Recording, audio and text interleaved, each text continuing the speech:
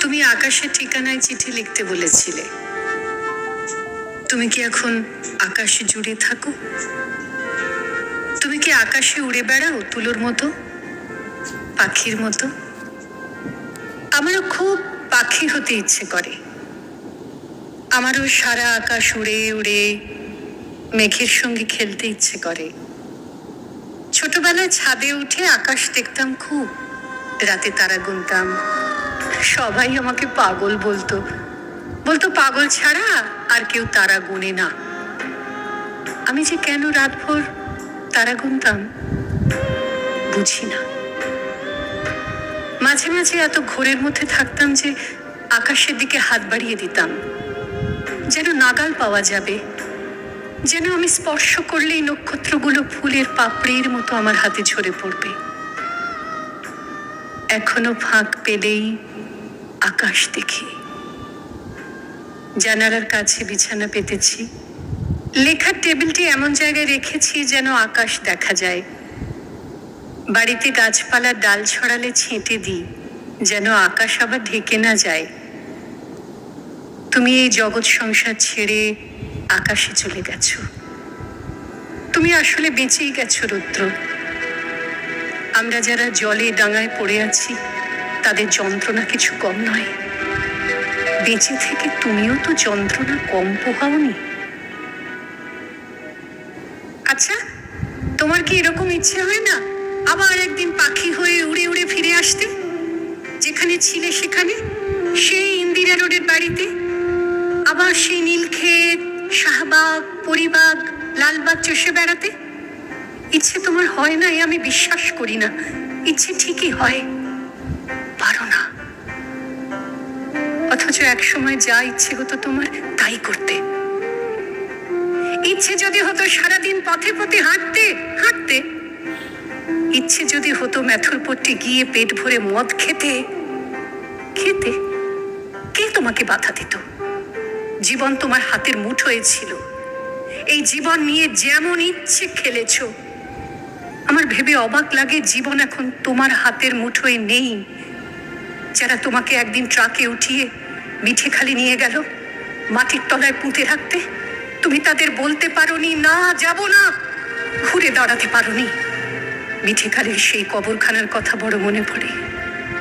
একদিন তুমি বলেছিলে এখানে আমার বড় মামা আছেন, সেজ মামাও, আমার নানু নানা।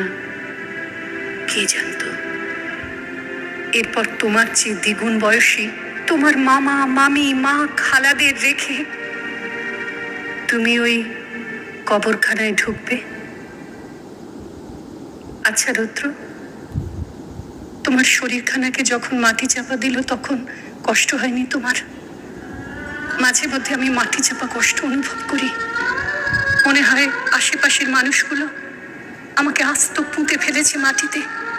আমার চোখে আলো পড়ছে না, আমি কথা বলতে পারছি না, শ্বাস বন্ধ হয়ে আসছে। মৃত্যুর আগেই এমন মৃত্যু যন্ত্রণা অনুভব আর কি কেউ করে? এদিক থেকে আমার বোধহয় লাভই হলো। আমি যখন মরবো আমার কষ্ট অনেকটা কমে আসবে। বলতে পারো আমি কিভাবে মরবো? আমি ঠিক জানি ওরা আমাকে মেরে ফেলবে একদিন। যে কোনো দিন দেখবো মরে পড়ে আছি, হাত পায়ে রক কাটা।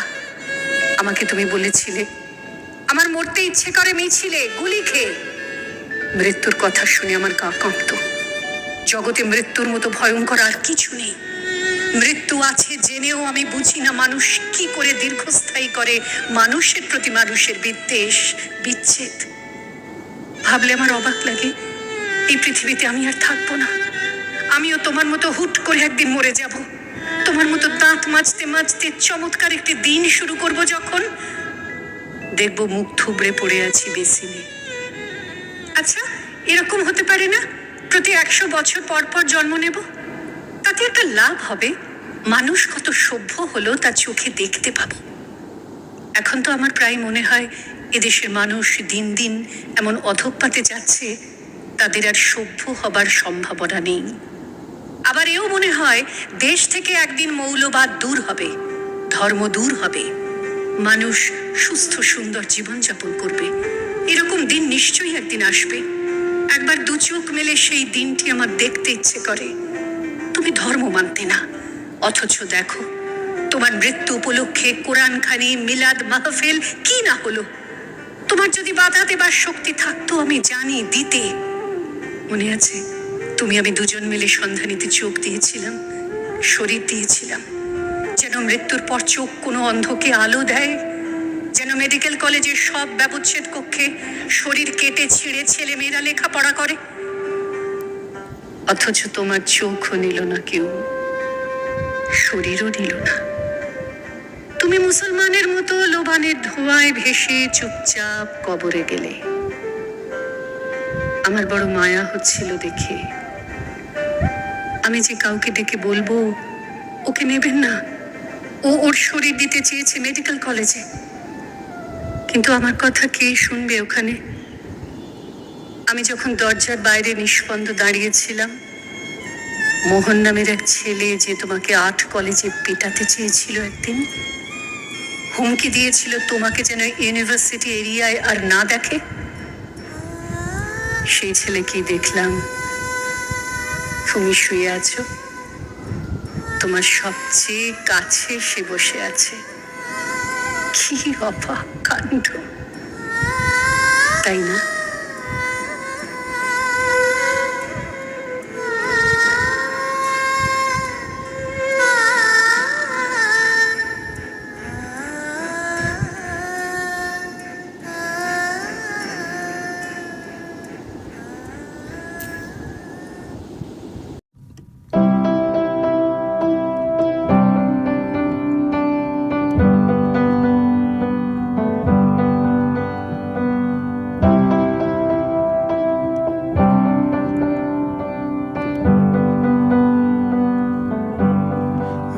That I could cough out my emotions in a healthy manner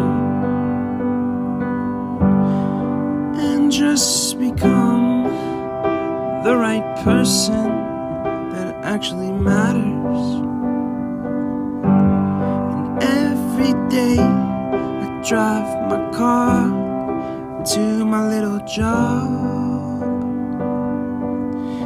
find some peace in the stations that I throw on. But I wish there was a song with your name as the title. Oh yeah, I wish there was a song